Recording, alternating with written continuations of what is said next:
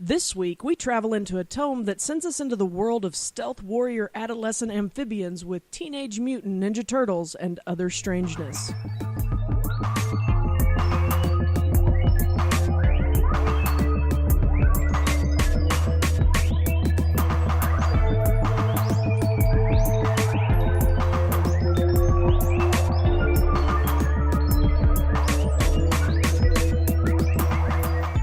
My sons, if you are to become true ninja, you must work harder. Your path in life will not be an easy one. The outside world will not be a friendly place for you. You four are different in ways that the surface dwellers will never understand. To survive, you must master these skills I teach you. Ninjutsu powers of stealth and secrecy. You must become Kage, shadow warriors. And you must never be discovered by the outside world. Wonderful. Now, is ninjutsu a real thing? Yes. It is? Okay. Yes. I never knew if that was... Because I know that like some martial arts movies make up stuff. Oh, they definitely make up stuff. So I just wasn't sure. Sorry. Oh, I was about to say, and I'm sure ninjutsu displayed here is probably different from ninjutsu overseas. Yeah, Yeah. that's true. We love Americanizing things. Well, of course. And I actually wrote a long paper on ninjutsu and, the actual history thereof long ago. And it's actually quite interesting.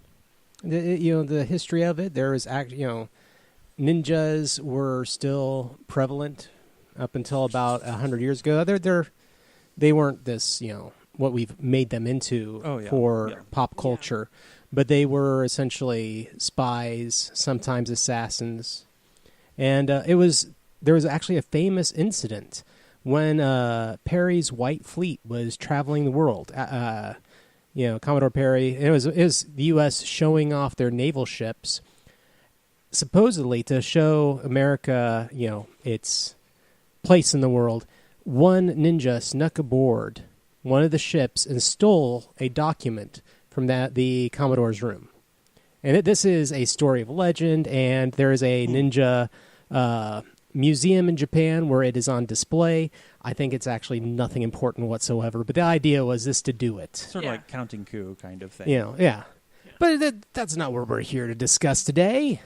No, we're discussing Teenage Mutant Ninja Turtles, the tabletop role-playing game released by Palladium Games. And today I am joined by, of course, my wonderful wife, Roxy, and our new co-host, Sam. And we're doing this show because Sam mentioned about 2 or 3 shows ago that he would love to do this one. Mm-hmm. And so I get to eat a little bit of my words because we've changed the format of the show. And I had at one time said we will never do a Palladium game on this show. Did you really? I did. Why in the world did you say that? Because they're not out of print. They weren't out of print. And they are still physically, you can still get a hold of them and get a copy anywhere. Even Teenage Mutant Ninja Turtles? Now that's going to be part of what we discussed. That no, you can't. Oh no, we can't. I didn't know this actually, but now I feel bad about giving away my TMNT books. Yeah, no. I know one of them ended up with Levi, and he still has it. Oh, yeah. So it is someplace good. Excellent. But I think it was a companion. I don't think it was a core book or anything. Yeah. It was had brats on it. Yeah. No. It was a supplement, but. Anyway. But yeah, so Sam is OG when it comes to Teenage Mutant Ninja Turtles. he is the elitist that read the comics, and I am the graphic novels. Graphic novels. I keep saying that. I'm sorry. Graphic novels. I am the one who didn't know about Teenage Mutant Ninja Turtles until I was very small and the cartoon was on, because I think the cartoon came out in like '87 or something. Oh yeah, it was out in '87. So I was 3. Mm-hmm.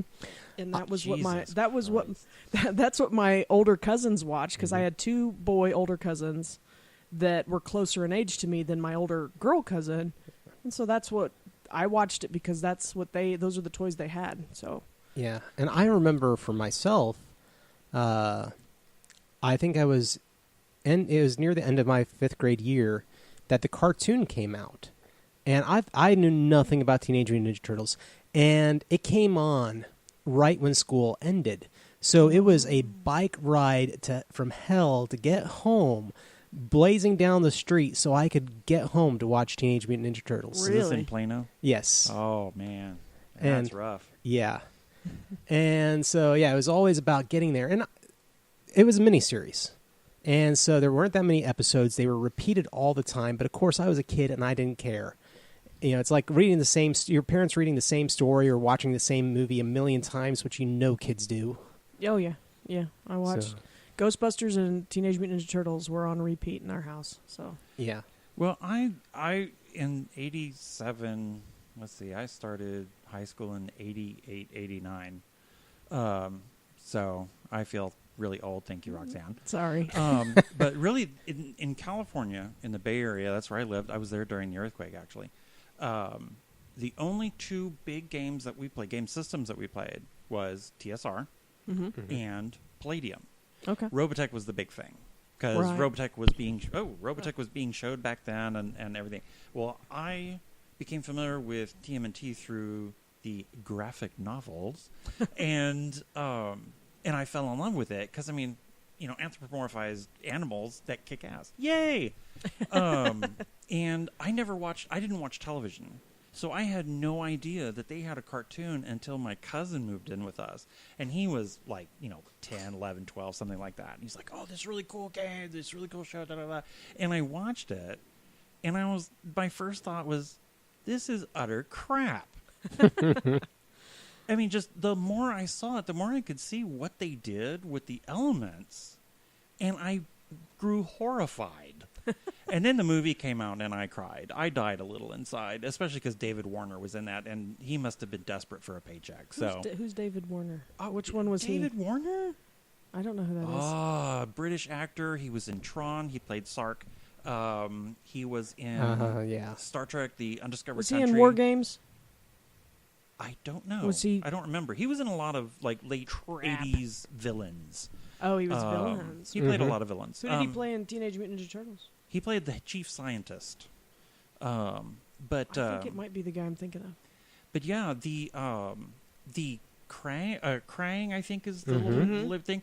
In the comics, they're actually pacifists. Yeah. Really? Yeah, they're pacifists. They crash landed. In fact, it was their goop that caused the turtles to change. Oh, the ooze, okay. And they were trying to get back home in the comics. So to see him and just played for laughs, it made me cry a little bit. Yeah. And there was just so much better stuff in there. So sorry, No. I'm going down memory lane. It is.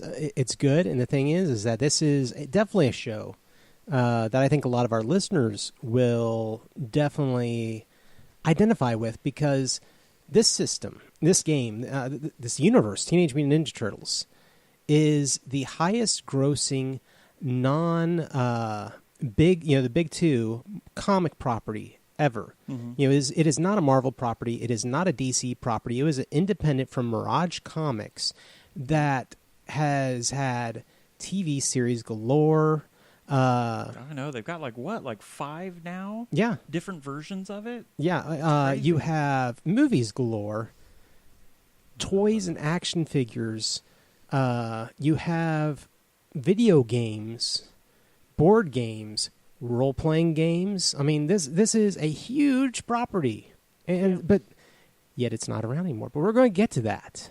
Well, I mean, you mean this game? Yeah, this game is no longer around. Like, it's totally still around. Yeah, but so everywhere. The game came out in 1985, and so let's go back in our time machine here and think about things from that era. So, the year of 1985 was the year of Back to the Future, the first one. It was the year of Rambo 2. Strangely, it was also the year of Rocky 4. Sylvester Go. Yeah. Cocoon came out that year. That was a good movie. And, of course, a quintessential The Goonies, which is a great movie. I was just watching that at the gym. I'm still trying to find the copy that has the deleted octopus scene. I saw it once, and I have never seen it. I think we have it on Vudu. Oh, I may have to watch it then. At least I think we do, because when I grew up, sorry, no. I know this is not about but this was another movie that I was watching. But no, Goonies was something that I watched quite a bit too. And the version we had, because years ago, I don't remember how, because I don't think they paid for it. But back when Cinemax actually had movies on it, and not softcore, softcore porn. Yeah. We Dad had recorded some movies off of it, but the version we had did not have that. And then years later, when Dad was working for because he was a pest control guy, he was an exterminator for a lot of my childhood, and he found in a house this little thing that screwed onto your cable box, and it was a Disney descrambler. And so we could get the Disney Channel now if we screwed it onto our cable box. So apparently that's how cable worked back in the early 90s. I remember the cable boxes. Yeah, and so it was just this little canister that had the coaxial ends on it, and you just screwed it into the back, and it descrambled Disney. So we got Disney for free because somebody left it in their house when they moved out, and Dad was doing an inspection and found it. So, but they played the Goonies, and suddenly there was this octopus in it. I was like, what the heck is this? And we had never, Dad was like, now I've got to re-record it because this is a whole new movie. Yeah. So, but yeah, I was watching it at the gym today. I didn't get to the octopus scene, but I bet it's in there because it's an official scene. Yeah, because they reference it later when they're on the beach, and they said, "Yeah, we dealt with this octopus." Yeah, and because they forgot that part when they cut it out. But weird. Anyway, yeah. Sorry. No, it's all good. This is the purpose. I mean, these are our memories. These are things that happened the same year the game came out. I turned 1. Wow. In 1980. So you don't really have too many memories. I don't have a whole. I have absolutely. I do have my earliest memory is in a baby seat in a car that my parents got rid of. I think in '85. So I think I have a memory, but it's really boring. I was 12. I was 12 in '85. That's okay. No, it's not. We're all friends here. It's because you forget how young I am because my wisdom and my thoughtfulness. I was going to say bags under the eyes. That's probably it too. I don't sleep well, so. But onwards from movies into music. This was also the year that VH1 launched. Oh, wow. Really? Yes. I thought 85 is when VH1. When did MTV launch? Prior to that, early 80s. Yeah, I believe. Okay. I remember when it came out. I remember watching. I guess it was like 82 or something. Whitney Houston's debut album was that year. Oh, poor Whitney. Before she found the crack. Bobby Brown. David Lee Roth left Van Halen. Wow. Nuts. Oh, I know, but that was a big thing when that happened. Yeah. A lot of people feel that Van Halen has never been the same ever since. With Sammy Hagar or the guy from Extreme. The fact that you know where all these other people. I mean, I knew Sammy Hagar, and I knew they had another guy, but I didn't know Gary somebody. Yeah. I don't know. Whatever. Van Halen is not my. And here's a big one that still to this day is big. Madonna had her first tour that year. Wow. I remember watching her on MTV, writhing around on the stage in a wedding dress. That's all I remember. Do what you do. My favorite song of hers is her ballad from A League of Their Own. Yeah, it's a good song. It's a good song. I cry every time. New Coke was unveiled that year. New Coke? Yes, with the special can. Is this real? Yes. Coca-Cola? Is that when they changed it to real and then there's original Coca-Cola? For a long time there was Coca-Cola. Mm-hmm. And then they did this whole media blitz that people say to this day was still a setup. And they put out a can that just said Coke, C-O-K-E. And people hated it. I loved it because it wasn't as syrupy. Yes, I remember this. And then, so the backlash happened, and they're just like, okay, well, now we're going to have classic Coca-Cola, which is where the cursive, writing on the can. And people were like, oh, yay, it came back. But this, hit big, and, a lot of people feel it was a marketing scam from the beginning. Oh, I'm sure it was. One of the execs was asked about that, and they're like, was this planned? And he said, we're not smart enough to have done it, but we're not dumb enough not to take it. Or something to that effect. He was like, we could have, we couldn't have. It all depends. Yeah. That's crazy. Now, Live Aid, the charity, releases We Are the World. Oh, man. God, I hated that song. It was Everybody has seen that video so many times. Yes. Oh. We are the world. Yeah. I don't even think that's how it goes, but that's how I hear it in my head. We are the world. There it is. The children. Oh, stop. But here's one for you, Sam. First run of Calvin and Hobbes. Yes, my favorite. My favorite. One of my sister's ex-boyfriends gave me gave me a Calvin and Hobbes book. I still have it. And that was my first. That's when I was like, oh wow, this is cool. Started reading it, and I immediately fell in love. Yeah. So. Sam knows Calvin and Hobbes. He knows the backstory of the creator and knows why the creator doesn't make Calvin and Hobbes anymore. So he's a huge fan. There is a complete set. It's like $150, but it's everything he has ever done. Wow. Sketches, and I want to get it. I mean, it's humongous, but obviously. Cool. Yeah. And finally, the Nintendo Entertainment System launched that year. See, that's crazy, because I thought I got that when it came out. I did not, because I got it for my 6th birthday.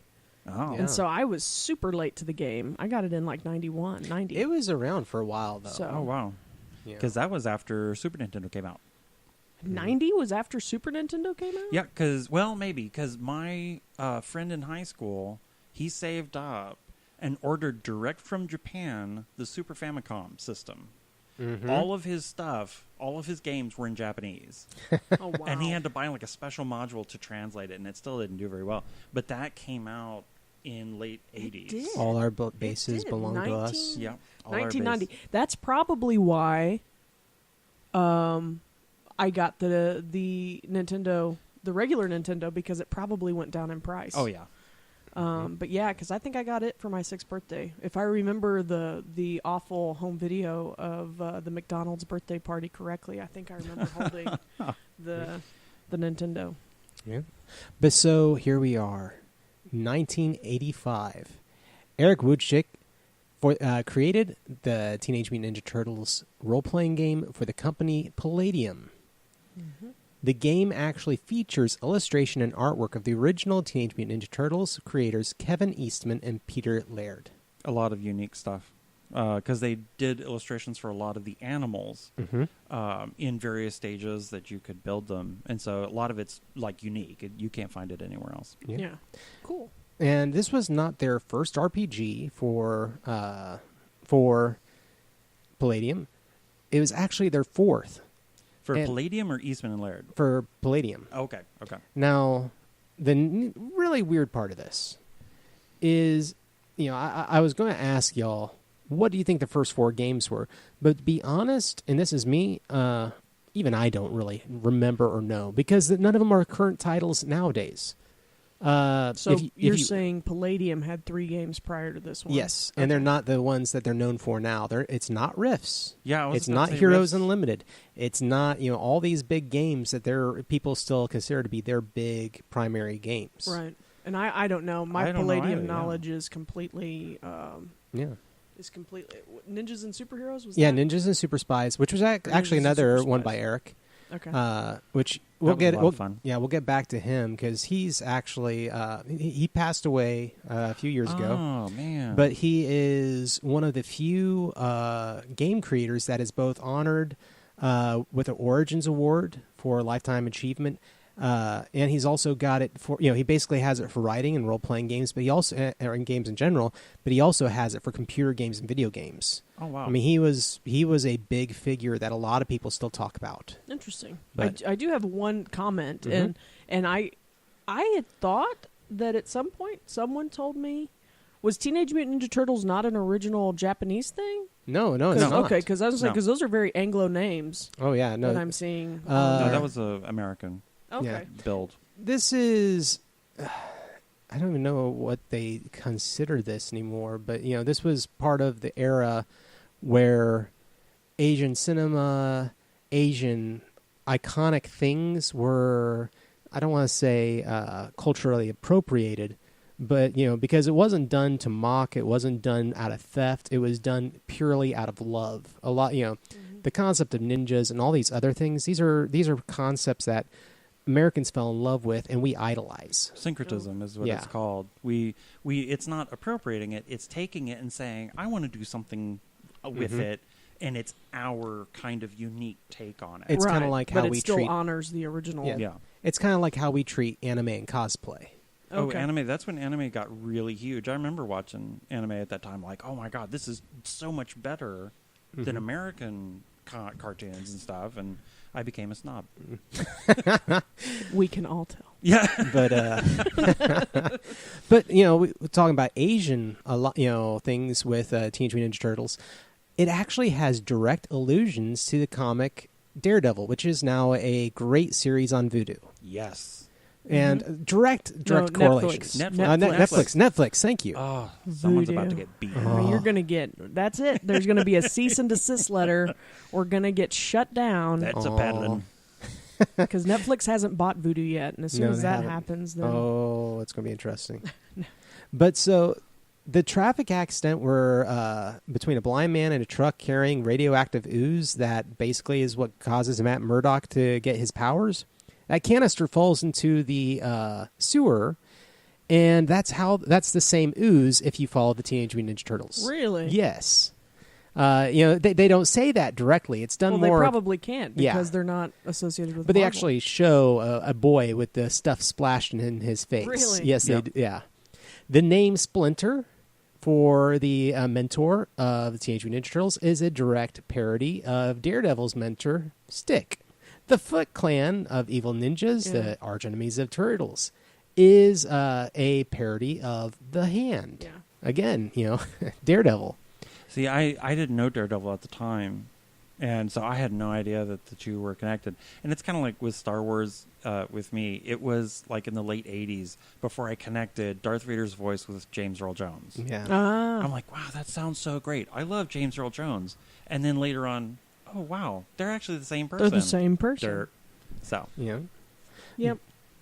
Here we are at a point, though, and this is something that I think we've already kind of pointed out, and that is that the cartoon took place or came into existence 2 years after this game.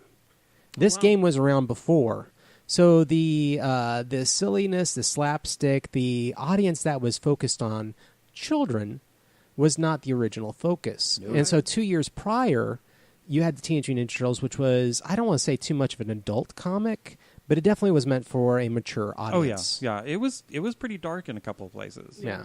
Well, see, and I think, too, I mean, as far as the cartoon goes, in the 80s, I can't think of a whole lot of mature audience-centered cartoons. Like, back in the day when, like, Hanna-Barbera were cool, or, they were in their prime. Or king. Yeah, they were prime time. And now we have primetime cartoons like Archer, and I know in the 90s we had like Dr. Katz and stuff like that. Oh, yeah. But all the cartoons in the late 80s which I was a kid, but they had to gear it towards children because parents weren't watching cartoons anymore. Yeah. Because they had grown, they felt like they grew out of that once they grew out of the Flintstones and the Jetsons and Huckleberry Finn and all that stuff. Warner Brothers, that's what I grew up with. Yeah. Which were good for adults and for children. They were, yeah. But yeah, they had to tone it down and make it child. That was also, I think, around the time that video games were supposed to make people violent and whatnot. Mm-hmm. So I wonder if that was connected somehow. I think there were a lot of reasons for why they did it, but it is interesting. I'll have to go back and read the original stuff someday and become a snob too. But so when they created this game, the Teenage Mutant Ninja Turtles and Other Strangeness, the idea was that it was going to be separate and different from the comic. It was going to take place in an alternate future that was post-apocalyptic. It was essentially the atomic bombs had gone off, the world was ruined, and radiation and other things had created a whole slew of anthropomorphic creatures. Right. Strange interactions. It definitely was a different tone from the comic, and it spawned a whole graphic novel. Comic, actually. They came out as a graphic novel eventually. Yeah, that's the only one I got. Actually, let me push up my glasses. So it was like a trade. Yes. Okay. Mirage Comics, they put it out as comic first, and then they did the big anthologies. Then they bound it. I had all of them. And I lost them all in the fire. Oh, well. But so over the years, they put out... first they put out the After the Bomb, and that spawned the Teenage Mutant Ninja Turtles Adventures, Roadhogs, Teenage Mutant Ninja Turtles Guide to the Universe, which allowed them to start branching into the Rifts game. Interesting. Yeah. Transdimensional Teenage Mutant Ninja Turtles, Truckin' Turtles, and Turtles Go Hollywood. That's interesting because you're missing Turtles Down Under. Oh yeah, we are. That definitely was one of their titles. That was the Turtles Down Under. Emus kicked butt. They kicked so much ass. Oh, they were great. John, your research let us down. You missed a title. I did. I missed a title. That's why Sam's here, to catch the Thankfully. mistakes. Well, and the thing is, so not only is Sam read the comics, but that was a game he played, and you have the most knowledge of this system out of any of us. Oh, I miss it so much. Now, talking about Palladium, though, and their products. I mean, Teenage Mutant Ninja Turtles is a softbound book, much like all the other books that Riffs put out. Palladium puts out. They did put out a hardbound book of Riffs as a anniversary edition, which actually had cool. color illustrations in it as well, which was nice. Oh, okay, yeah. But by and large, every book by Palladium has similar font, black and white art, similar flow and layout. Which was nice because you could combine all of them. Yeah. Oh, okay, cool. Yeah. I'm just going to say it kind of reeked of the 80s. Oh yeah. I mean these were the old school gaming books where there wasn't really the budget to do what they do with gaming books these days. You know, there's no the insane layouts that we have now. It's a game that if it were to come out again would need a serious reboot to catch people's attention, in my opinion. Well, what is anything that Palladium is putting out now? I mean, is it still looking that way? Oh, yeah. Okay. They put out... That's the one thing of Palladium. Like My Heroes Unlimited, they did do a second edition eventually. But it is... Every person who buys that book, Heroes Unlimited or Teenage Mutant Ninja Turtles or Robotech, the person who buys it this day and age will have the same book as when that book came out. Oh, okay. Same layout, same art, same everything. Kevin Siemba, who is the director of... Simbieda? Yeah. He's got I don't know how to pronounce that name. He did most of his work on the Robotech series. I remember that. But he is the head of Palladium. I remember him on the Heroes Unlimited book. Yeah, he keeps it pretty tight there. He's been around for a while. Yeah, and I can't fault him. He has a method that works, and he has stuck to it. Yeah. Does Kevin Long still do illustrations for them? I think that he has moved on at this point. Man, because his style is recognizable mainly because it was almost all of it was in Robotech, but he also did a lot of art for Rifts. So okay, cool. A lot of his art is in the main book for Rifts. So very cool. That's, in a nutshell, when we talk about a Palladium book, a physical book, it's going to have the same feel to it. Now, some of the smaller supplements were staple bound, but by and large, most of them were that soft bound, glue bound, perfect bound. Which I will give them nods that Palladium is the first company that did perfect binding on a role-playing game. Really? They were the ones who brought that to that market, which changed the market and it allowed us to have much better books. But they were one of the first people, it's changed now. There are better methods nowadays, but they were the ones who pioneered it and brought it forward. Yeah. So I will give that nod to them. They deserve that nod. Mm-hmm. Well, I do see here that you've got some notes here. Are you going to get to the notes about... Oh, yeah. Let's go ahead. Relicensing? Yeah. Yeah, I read that and cried. Oh, yeah. It justified my utter hatred. The question is, what happened to Teenage Mutant Ninja Turtles? I was reading the thing up here. Oh, where are we talking? About the CGI movie, and I have a comment. I have a comment to respond to Sam's utter hatred. Yeah, let's get there then. Okay, please. No, he has a note here that says, where the Palladium does announcing that they start? were going to do a second edition. There it is, yeah. Well, okay, this, maybe. That was 1997. This is all kind of, it looks like a footnote that you copied over, and I'm trying to figure out where things start. So, years later, in a February 2007 interview, Siembieda hinted that Palladium might consider relicensing the property depending on the performance of the CGI movie and other factors, but this prospect has not since been revisited. And so... Oh, yeah. There we go. Did you find it? Yeah. You skimmed right over it. So no, that's actually further down in the same paragraph. Oh, was it? Yeah. Because the thing is... Gosh, your research is awful. Well, this was kind of a mess. You need an editor. Yeah. But, so years later, that was what he talked about. But even prior to that, so 10 years prior to that, in 1997, they talked about doing a second edition of the game. Oh, okay. But because of the maintaining license and the delay and everything else, they ended it with Mirage in 2000. So 3 years of development, and they just said, "Nah, let's not do it." And I can't blame them. So is Mirage Studios still around? Mirage is no longer around. Okay. That was a comic company that were in 2000. Long since gone.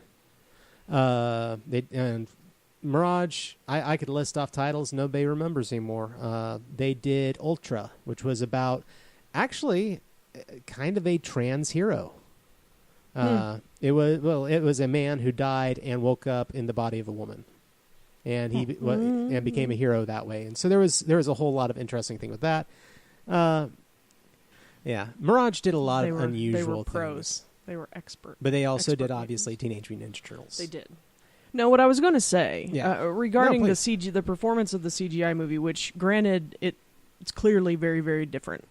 But the only thing that I can think is why he might do that is because he feels like that's the people that love that property currently are watching the CGI movies and the new cartoons, which I don't care for the new cartoons. Although the reason I don't like the new cartoons is because they feel really dark. And so it sounds like that's probably a little bit more accurate than what I grew up with. Yeah. When they went all wide-eyed, I was like, why do they look weird? And they're mean. And I mean, they probably weren't mean, but it just wasn't what I had grown up with and gotten autographs from at Universal Studios. No, it's all good. I mean, I myself, I cosplay as Casey Jones. That's one of the that's one of the characters that I like to cosplay and go to conventions, and I'm thinking about taking it with me to Gen Con for the Masquerade Ball. Yeah, maybe we still need to talk about that. Yeah. But Elias Koteas in the first Teenage Mutant Ninja Turtles movie, I thought was amazing. That was like his first big role, I think. Yeah. And that's the one thing that did irk me with the new one is I really didn't like the guy from Arrow. Stephen Amell. Yeah, Stephen Amell doing Casey Jones. I didn't feel that. It's not because he did a bad job. No, I didn't like that he was a cop. They made him a weird. Yeah, they made him a weird character. That they took away. Was definitely not Casey Jones. Yeah, they took away the whole backstory. I don't know if that's how it is in the new cartoon though. I don't know. I doubt it because they've done so many odd ones. They've done the one where they're all kids now, and they're in high school. Oh, what? Jesus. Yes, there's that one where Casey Jones is a kid and April O'Neil is a kid. What is the... See, I know... And this is the thing. I know Sean Astin voices a Ninja Turtle now, and so does Seth Green, I think. I believe so. And I'm maybe, like, what and cartoon I think are you Shia guys LaBeouf for somebody does as well. Shia LaBeouf is a... Wait a second. No. Yeah, look up. Well, they do let's look up. They do for the movies. Actor, I know. I remember seeing that they do for the movies. I know Sean Astin and Seth Green aren't in the movies. Because it's people, the guys in the movies I had never heard of. Oh, okay. I thought they were in the movies. I don't think. Well, am I completely bananas? Let's see here. Yeah, we're gonna pull up some trivia on this because obviously voices. Smells lovely. Let's see. 2014 that was the first CGI one. Is that Michael Bay? Did he do both of those? No. This is Jonathan Liebesman. And is written by Josh Apple, people I've never heard of, and it stars Megan Fox and Will Arnett. Which makes sense. She was the voice of April O'Neil in the movie. Oh, Johnny Knoxville is Leonardo. Oh, Lord. Wow. God help us. Tony Shalhoub is Splinter, which I'm okay with that. I like Tony Shalhoub.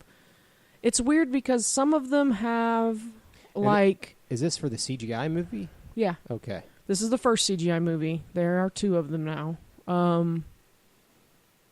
Yeah, it's kind of interesting because Leonardo is listed as having a voice and Splinter is listed as having a voice, and then there must be, I guess, the person who actually did the body work for it. Mm-hmm. But it looks like maybe the other Turtles did voice and body work, and they are Alan Ritchson, Noel Fisher, and Jeremy Howard. And so, yeah, people I've never heard of. Interesting. Where is the Out of the Shadows? That's the one. That's the newer one. Oh, so the Turtles were mocapped? Yeah. Probably, yeah. Oh, okay. That's how they do a lot of it now. Yeah. Oh, yeah. It's not... There is a animated movie that is all animated that came out... we had a copy of it because I bought a set for Levi of the old movies, and it had that one in it too, and it came in a little sewer. It looked like a manhole cover CD case. Okay, cool. It was cute. Who does the voices in this one? And so Casey Jones wasn't in it until the second one.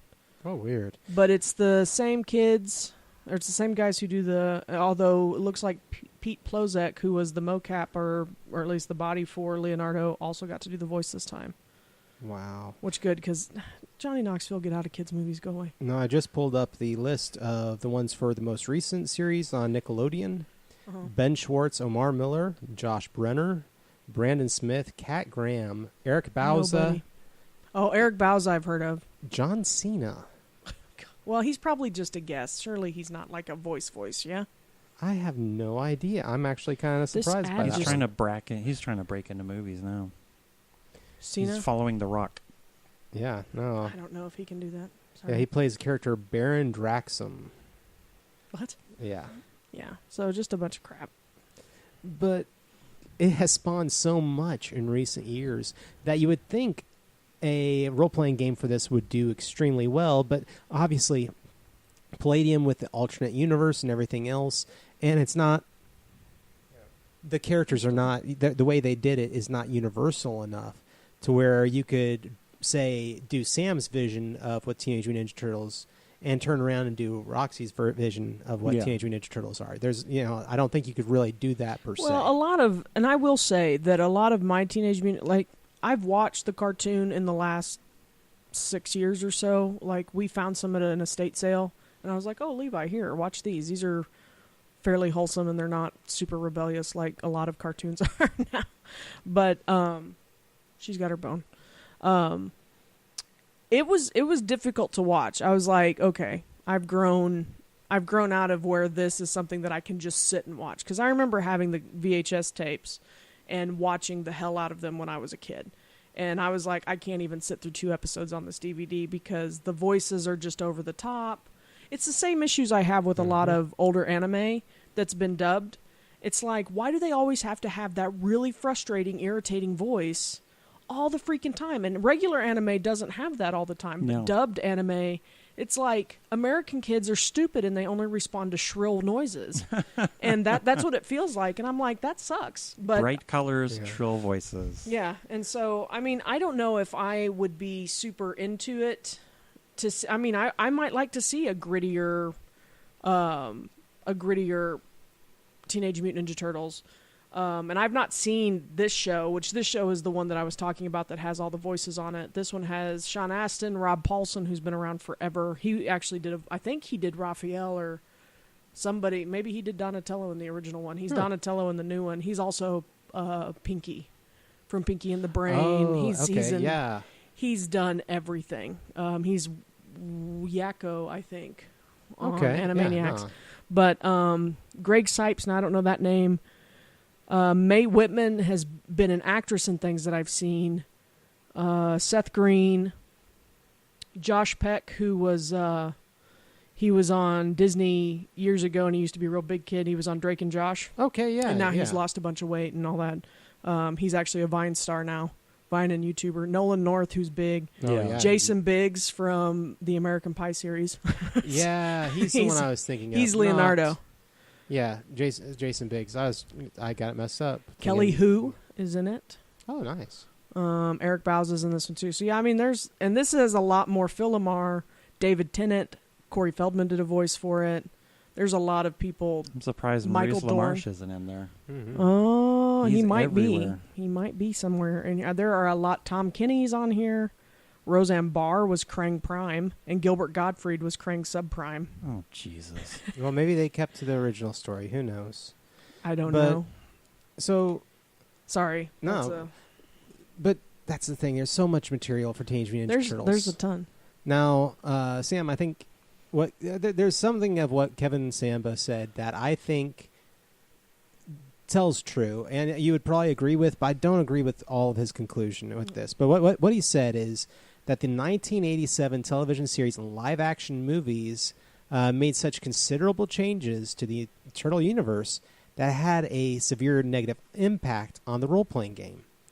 in an interview, he claimed that the depictions of the Turtles and other media made them seem so childish that no self-respecting teenager, even if he thought the Turtles were cool or thought that Ninja Turtles game was cool, was going to be caught dead playing it. So our sales plummeted from 50,000 in a year to 12,000, and the next year dropped to 6,000. And see, I can see why you would have hate for that at that point. We enjoyed the grittiness. Yeah. Because the role-playing game was patterned after the comic strip. Right. And when this cartoonish stuff came out, I'm being nice. We are PG-13. You know, it's like now all these kids are like, oh, you know, this whole cowabunga crap. That's still just... it was my childhood. It makes me just vomit. It changed. It's true. It changed everything. Mm-hmm. Yeah. And so now I'm sure there were a bunch of kids that are like, ooh, they have a role-playing game, and I'm going to play the characters like I saw in the cartoon. Yeah. And people like me, of which there were a few, we would be, no, we're not going to do this. This is stupid. So, and I can easily see that happening. Yeah. But I'm more than willing to lay the blame at it anyway. So even if it isn't true. No, I mean, I can definitely see that if you didn't know, if it was somebody like me. Now I enjoyed it because I was a lot younger. Yeah. And so I mean that's also a thing. There's a generational gap there where when we saw it, we were more apt to enjoy that kind of thing. And so something gritty, we probably wouldn't have been allowed to watch, or would have been like, oh my God, and had nightmares. So, you know, I can see what they did. Mm-hmm. I can see how, if that's all you know, and then you get the role-playing game and it's completely not that, it's like, oh crap. And I can also see how, like, a teenager that isn't into the Teenage Mutant Ninja Turtles and has no idea what they are, and only has seen the toys and the commercials and maybe the movies, to be like, you know, I'm cooler than this. Even though they were supposed to be teenagers, they were really dorky, you know, cliche cool guy, you know, teenagers, and they were doing stuff that nobody else could get away with. Yeah, the only, with the movies, including the CGI one, the only thing that was the same as the comic was the Turtles, Shredder, Splinter, and their origin story. Everything else was completely different. Okay. And I'm not even talking about behavior. I mean the character itself, just the image. Mm-hmm. Like all of the behaviors that they described, all of the, you know, surfer dude kind of crap, that was never, ever, ever in the comics. Yeah. I don't know who the big tech genius is down there. They didn't have that. They didn't have any technology or anything down there. Okay. Yeah, I was going to ask, I was like, did they have their individual personalities? Yes. Excluding the surfer stuff, or because now it's kind of urban. Now it's kind of... it's very urban. Yeah, because there's no. I don't know what the proper. New York. No, I don't know what the. Yeah, that's the thing that's kind of weird. I don't know what would be the non-offensive way to say it, but it's very, very urban. But they, you know, Donatello is the smart one. He's the one that's good in the movies and the cartoons. He's good with technology. Yeah, but so they don't have that. Generally, he's known as the smart one. Leonardo is kind of the wise one. That, you know, burdened with, you know, the glorious purpose of leadership. And then Michelangelo is the kid and Raphael is the angry one. And so I don't know, does that translate at all from the... Yes and no. Later on when they meet I forget what they call them. I think they actually did call them the Krang, the little creatures. One of the turtles, I wish I could remember which one, has an aptitude for understanding what's going on, but it's like very primitive. Raphael was rebellious. He wasn't just angry. He was rebellious. Mm-hmm. And a large part of the conflict, there was a lot of conflict between them. Yeah. Specifically, Raphael and Leonardo, I think, was the leader. Yeah, that's how... That actually happens in the movies, too. They get in fights. Yeah, because Leonardo's like, we have to work together. And Raphael's like, screw this, I'm going to do my own thing. And he just charges forward. Yeah. Which totally messes everything up. Yeah. And that kind of happens in the first movie is definitely a lot grittier than the later ones. The later ones are really, really hokey. they definitely capitalized on a few things. By the second one is the one that David Warner was in. He was not in the first one. That's right.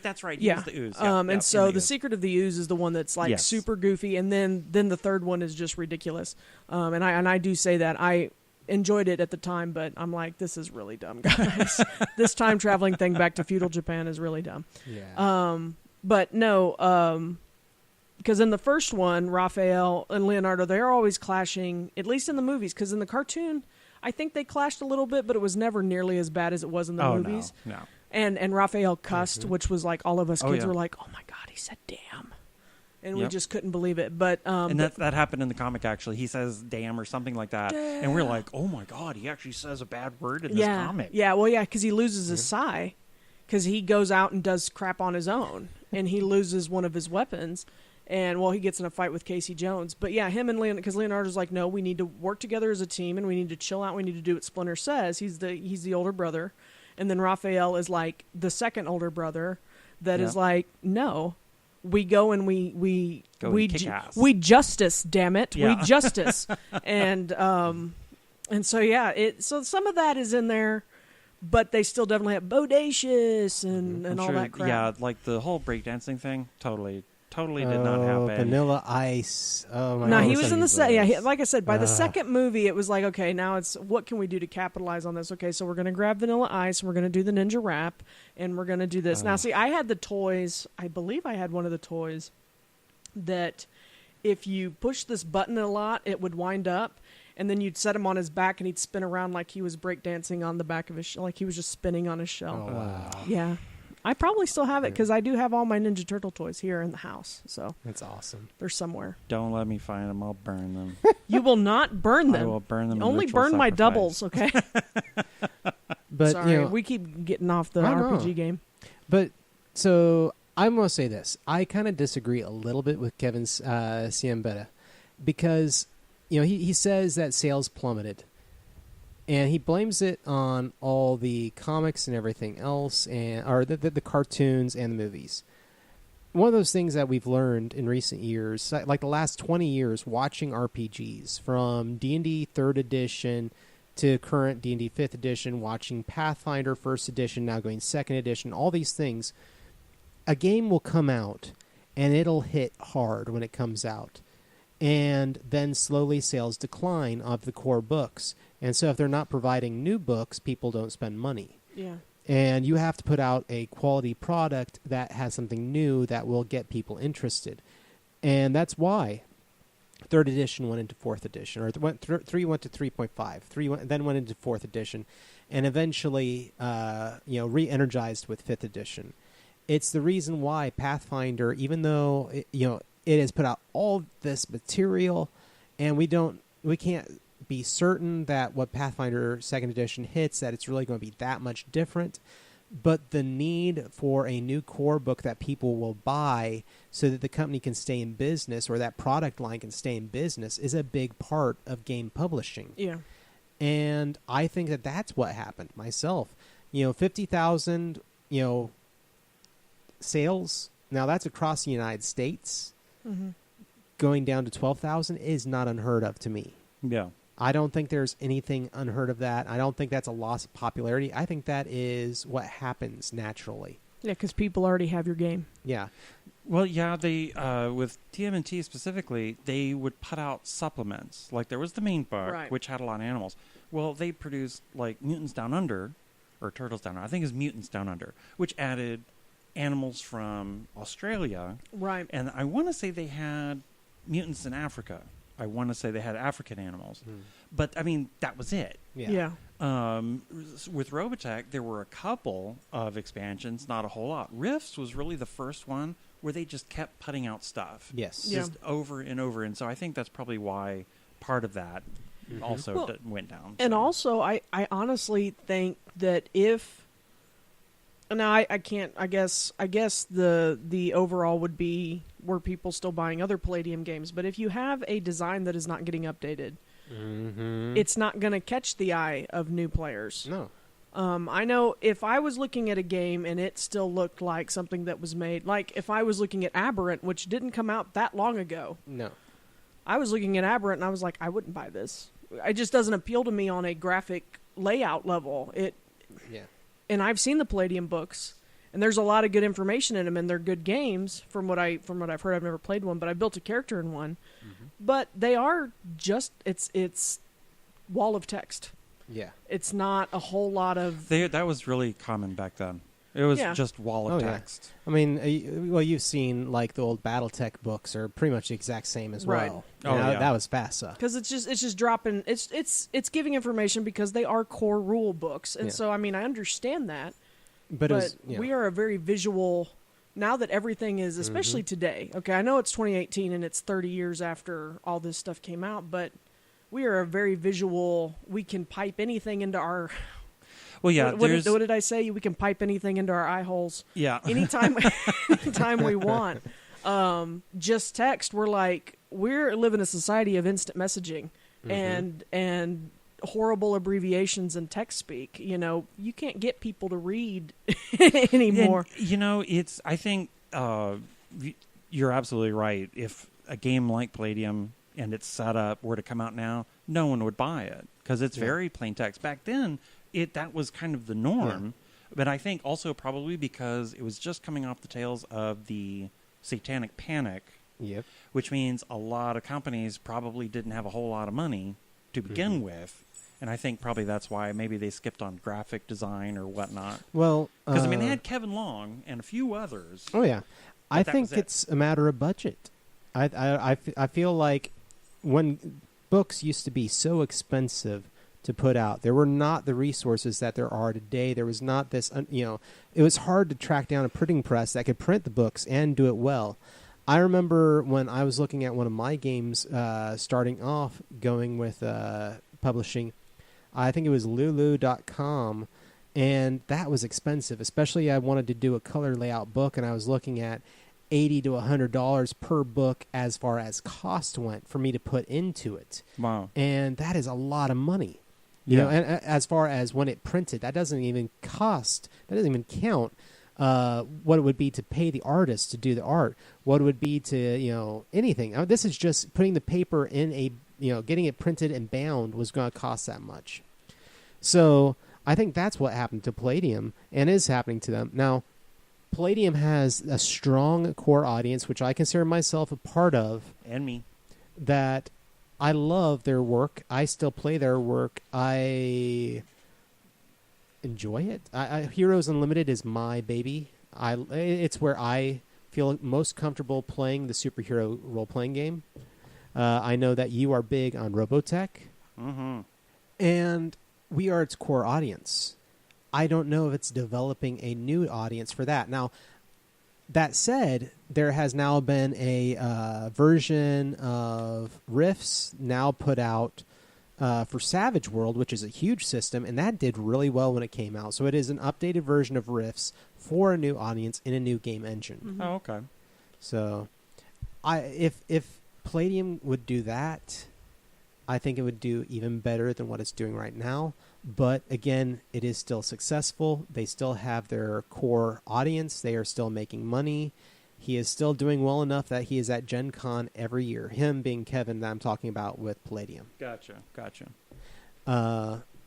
Now, moving on from there, though, the books Teenage Mutant Ninja Turtles are now being put out by IDW. IDW for the comics. So the comics are still going. I think a year or two ago it hit really big with people getting kind of upset because they killed off Donatello.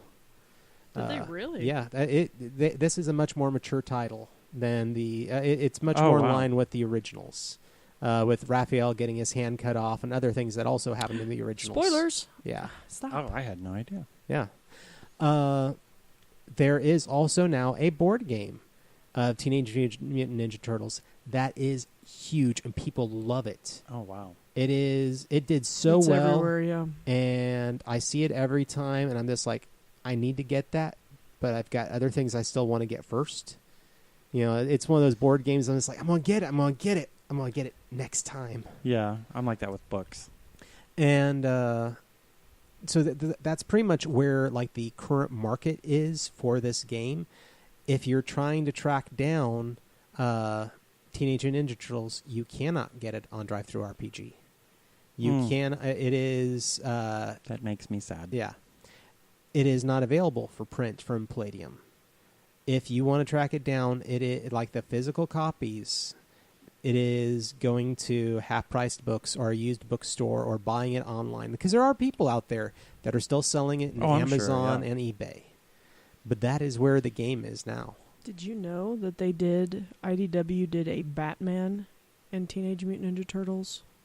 Oh, crossover? Series? I actually did not know that. Yeah, Batman Tmnt Adventures, and they've got a trade for $20. Nice. It looks like a 6-issue. Yeah, there's. Yeah. See, I remember when I was really into comics that they did a Teenage Mutant Ninja Turtles Savage Dragon crossover. I remember that. Yeah, Savage Dragon was huge. Because I was Image. collecting Savage Dragon. Yeah. Eric Larson. Now, I will say the art for the TMNT universe from IDW is pretty epic looking. Oh, yes. I mean, some of it, like, they've got the Batman one looks kind of... the cover art for the trade looks kind of like the show, where they kind of have, I don't know, like, belled out legs. It's really interesting. But this is the art for TMNT... I'll let Sam take a look there. Universe. Okay, yeah. And so it definitely looks grittier. But yeah, this is the... Oh, yeah, that's definitely copying after the cartoon. The cartoon, yeah. The new cartoon. Oh, God, they're still doing the Bebop and Rocksteady BS. Well, yeah. Gag I was going to me. ask if they were in the... No. What they're probably mimicking or copying is they're at one point, in fact, the Krang, they finally go home, and the Turtles go with them. Oh. And so they go into outer space, basically. And one of the enemies of the Krang is the Triceratons, and they're basically Triceratops. Oh, okay. Well, the Triceratons have their own little thing going. They can adapt to any environment or whatnot.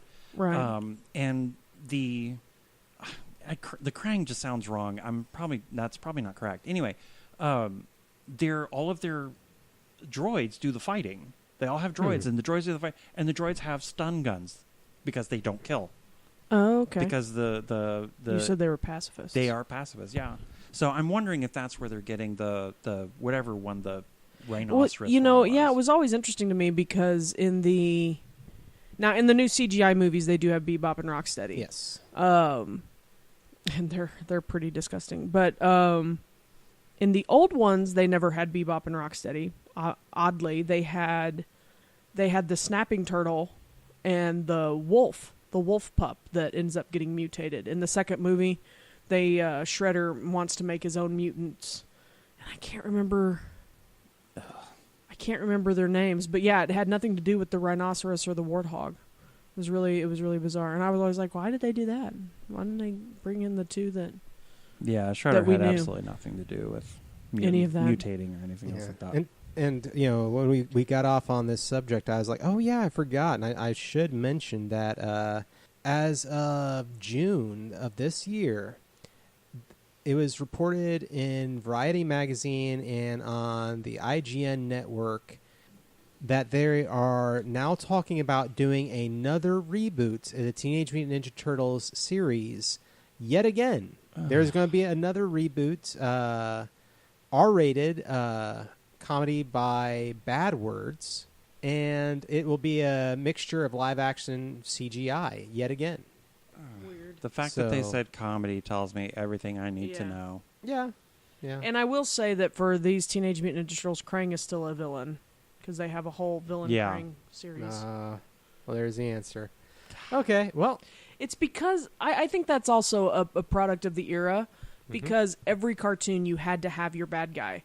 Yeah. And I'm sure that the Teenage Mutant Ninja Turtles had a bad guy, but they wanted something that looked bad. It was Shredder. Shredder was the bad guy. Yeah, and Shredder is the bad guy, but he's kind of an idiot in the cartoon. I mean, he's got ideas, but he's kind of bumbling, and he has his stupid minions that screwed up. But as far as Krang's concerned, he thinks Shredder's an idiot too. I understand there was a... now, Krang was in the last movie, too. Yeah. There was a series, though, that, was part, I think, of the movie series that like followed it, where what happens is Shredder is dead, and one of his disciples from Japan, the leader of the Foot Clan there, comes to replace him, and it's a change in the politics and the nature of their enemy.